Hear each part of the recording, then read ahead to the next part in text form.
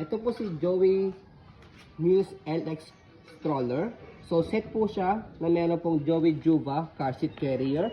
So brand new condition, as you can see, meron siyang parehas na manual. So ayan, never been used. Okay, nakadikit pa po yan. Okay, wala lang po siyang box.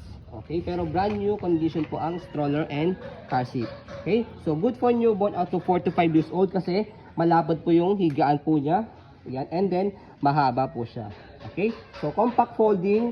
So naka-reverse po yung car seat kapag po nilagay po siya sa stroller. Okay, so ito po yung details ng stroller natin. Ayan, so yung canopy niya, okay, walang faded, walang discoloration. Extension canopy po ito, pwede nyo ipasok sa loob, pwede nyo gagamitin. Ayan, so peekaboo, ayan yung peekaboo niya.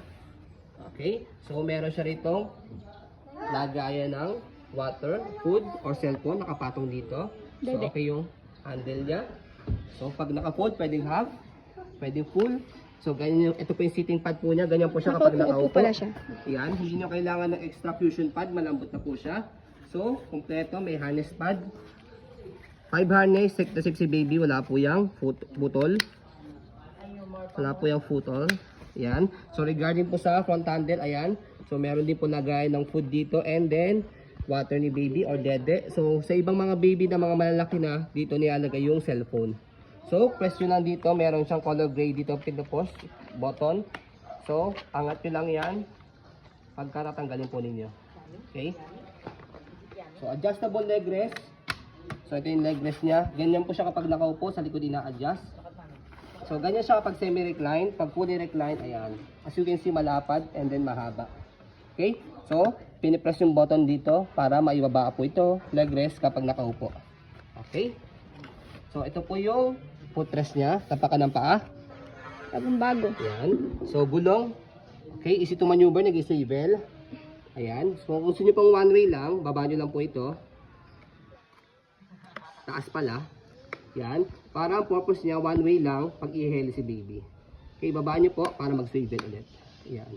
Body frame, okay na okay. No scratch. Wala na kailangan sabihin dahil brand new condition siya. Yan. So, likod, dito siya. Angat nyo lang po ito. Pagka i-adjust nyo siyang semi-reclined or fully reclined. So, yan. Pwede nyo tanggalin po ito pag newborn si baby para hindi siya masyado mainitan. So, yan. May strap lang siya rito sa gilid. Yan. So, ito basket. Max 15 kg. Gulong sa likod. Okay na okay. Stopper. Baba nyo lang po ito. Kahit isa lang po dyan. Angat po para mag-go. Body frame sa kabilang side. Yan yung details. Ayan. So, sa pag-fold po sa kanya, ayan. So, bago natin i-fold, i-fold na po natin muna. Slide, and then press. Pag din yung slide, nakalak siya. Slide, press, tapos forward. Nakalak siya ganyan. Okay? And then, lock dito sa gilid. Stand alone? Yes, can stand alone po yan. Ayusin nyo lang po yung pagkakaset up ng gulong niya. Okay, so pag open, tanggal lang yung lock sa gilid.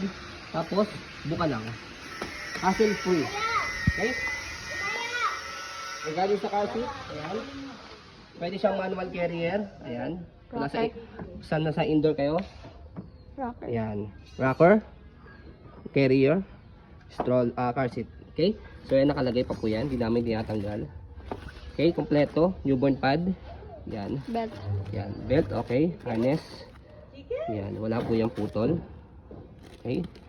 Yan. Ito ilalim, ito ibabaw. Yan. So, press dito sa side, left and right. Bababa po ninyo.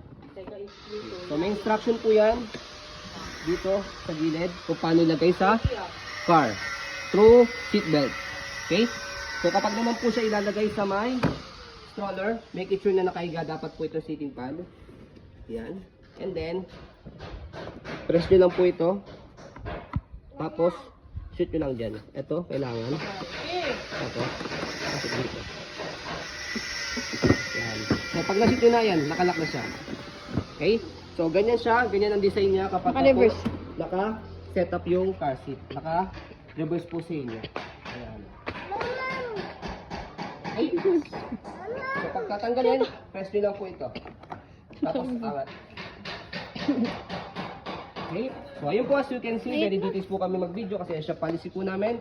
No refund, no exchange. What you see is what you get. So, yun po, maraming salamat.